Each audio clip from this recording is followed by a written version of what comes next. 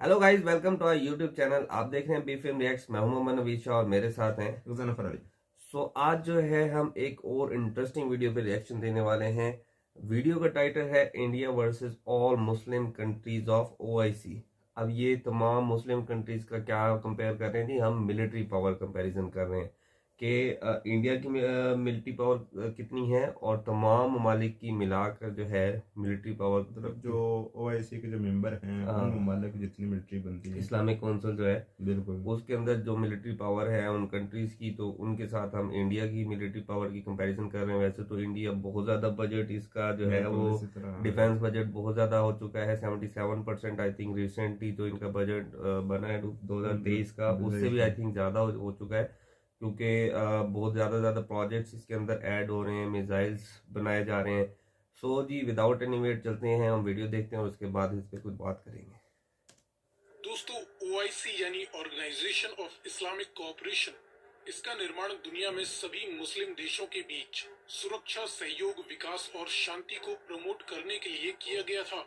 लेकिन मुस्लिम देशों द्वारा अपने धार्मिक आधार पर बनाई गई ये संस्था अक्सर अन्य देशों के कानून व तौर तरीकों के साथ कोऑपरेट नहीं कर पाती है, जिसके चलते इसका भारत, इजराइल, फ्रांस, स्वीडन आदि जिस भी देश में मुस्लिमों से संबंधित कोई विवाद होता है, उसके साथ इस ऑर्गेनाइजेशन का गतिरोध भी देखने को मिल जाता है। तो वहीं भारत जैसे दुनिया के सबसे बड़े लोकतंत्र और दूसरे सर्वाधिक मुस्लिम जनसंख्या रखने वाले देश का इस मुस्लिम संगठन में ही शामिल न होना, यह भी इस संगठन के कई देशों का भारत व उसके मुसलमानों के प्रति भेदभाव दर्शाता है। रिसेंटली भारत के कई मामलों पर ओआईसी ने आपत्ति जताई है और भारत ने भी ओआईसी को भारत की आंतरिक मामलों से दूर रहने की सलाह दी है। लेकिन ओआईसी के कुछ देशों की भारत के साथ दुश्मनी के चलते ये अन्य देशों को भी भारत के प्रति भड़काते हुए बार बार ओआईसी और भारत को एक दूसरे के सामने लाकर खड़ा कर देते हैं। अब एक तरफ जहां ओआईसी 57 मुस्लिम देशों की एक कलेक्टिव पावर है, जो कि यदि नेटो की तरह अपने हथियारों की कंबाइंड पावर के दम पर एक मिलिट्री अलायंस बना लेते हैं, तो ये दुनिया का एक बहुत ही बड़ा और ताकतवर सैन्य संगठन साबित हो सकता है। तो वहीं दूसरी तरफ भारत है, जो कि दुनिया का दूसरा सबसे अधिक जनसंख्या रखने वाला देश है और ये अकेले ही अपने आप में किसी संगठन से कम नहीं है। इस वीडियो में हम हाइपोथेटिकली ओआईसी के सभी देशों की वर्तमान समय में कंबाइंड फायर पावर का भारत की करंट मिलिट्री पावर से कंपैरिजन करने वाले हैं। लेकिन वीडियो में आगे बढ़ने से पहले आपके लिए एक सवाल, इनमें से दुनिया का सबसे बड़ा देश कौन सा है, रशिया या कनाडा? यदि आपको इसका जवाब मालूम है तो कमेंट में लिखकर बताएं। साथ ही जानकारी पसंद आए तो वीडियो को लाइक एंड शेयर करते हुए चैनल को सब्सक्राइब करना ना भूलें। अब चलिए शुरू करते हैं इन दोनों के ही बीच कुछ बेसिक फैक्ट्स के आधार पर कंपैरिजन से। ओआईसी के सभी देश मिलकर दुनिया के कुल 31.6 मिलियन स्क्वायर किलोमीटर का एरिया कवर करते हैं। भारत दुनिया का 3.2 मिलियन स्क्वायर किलोमीटर का एरिया कवर करता है। टोटल पॉपुलेशन की बात करें तो ओआईसी के सभी देशों की कंबाइंड पॉपुलेशन 200 करोड़ के लगभग है, लेकिन अकेले भारत की ही करंट पॉपुलेशन 140 करोड़ से ज्यादा हो चुकी है। और ये ताज्जुब की बात है कि इतनी पॉपुलेशन दुनिया के 57 देशों में है, लेकिन 140 करोड़ से ज्यादा की पॉपुलेशन अकेले भारत के पास ही है। नॉमिनल जीडीपी की बात करें तो ओआईसी के सभी देशों की नॉमिनल जीडीपी 11 ट्रिलियन डॉलर के करीब है। अकेले भारत की नॉमिनल जीडीपी 3.7 ट्रिलियन डॉलर से भी ज्यादा की हो चुकी है। ओआईसी के सभी देशों ने पिछले साल अपने डिफेंस पर कंबाइंड तौर पर 230 बिलियन डॉलर वैल्यू से भी ज्यादा का खर्चा किया है। तो वहीं भारत अपने डिफेंस पर 70 बिलियन डॉलर वैल्यू से ज्यादा का खर्चा सालाना कर देता है। बहुत है जी। इसके बाद बात करें जमीनी ताकत की, तो इस फील्ड में total active duty military personnel की 50 लाख से ज्यादा यूनिट्स सभी ओआईसी मेंबर देशों के पास हैं।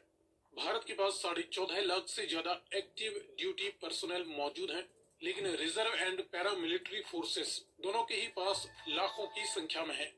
इसके बाद मेन बैटल टैंक्स की 28,500 से ज्यादा यूनिट्स सभी ओआईसी नेशंस के पास हैं।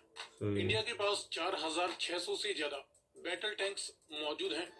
सेल्फ प्रोपेल्ड आर्टिलरी गन्स की 8,000 से ज्यादा यूनिट्स ओआईसी के पास हैं।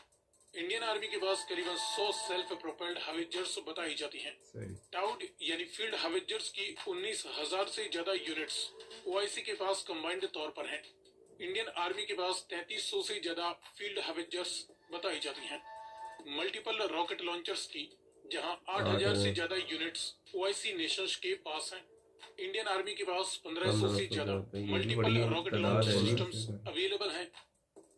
इसके बाद बात करें एयर पावर की, तो इस फील्ड में मिलिट्री द्वारा इस्तेमाल किए जाने वाले सभी प्रकार के मिलिट्री एयरक्राफ्ट्स की 11,000 से ज्यादा यूनिट्स सभी ओआईसी देशों के पास कंबाइंड तौर पर हैं।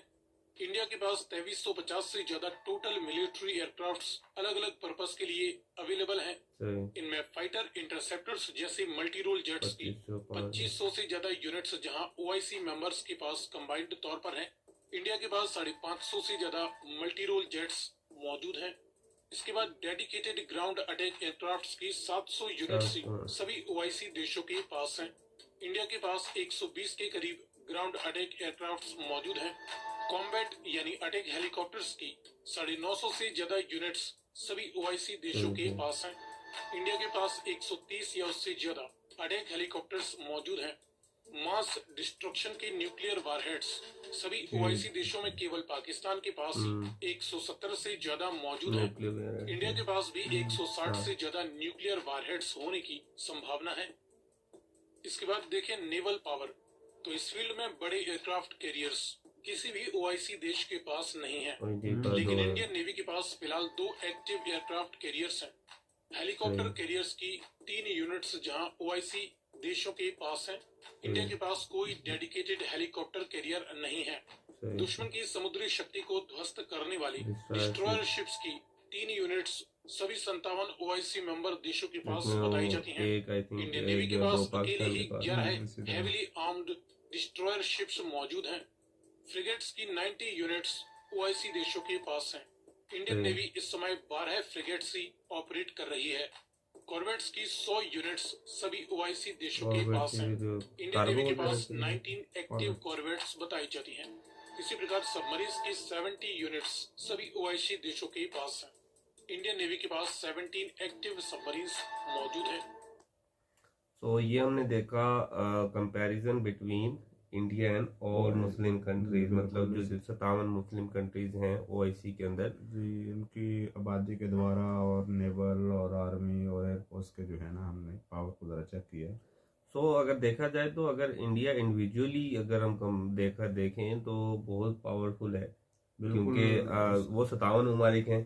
अच्छा, इसमें ज्यादातर जो मिलिट्री स्ट्रेंथ है वो पाकिस्तान की तरफ से मिलती है ओआईसी, क्योंकि न्यूक्लियर वेपन्स और ये सारी चीजें हम लोगों ने ज्यादातर जो है ना इन्हीं चीजों पे काम किया है, काम ये रहा है काम यही रहा है। सो होप सो कि वीडियो पसंद आई होगी। मिलते हैं नेक्स्ट वीडियो के साथ। अपना बहुत ज्यादा ख्याल रखिएगा। अल्लाह हाफिज।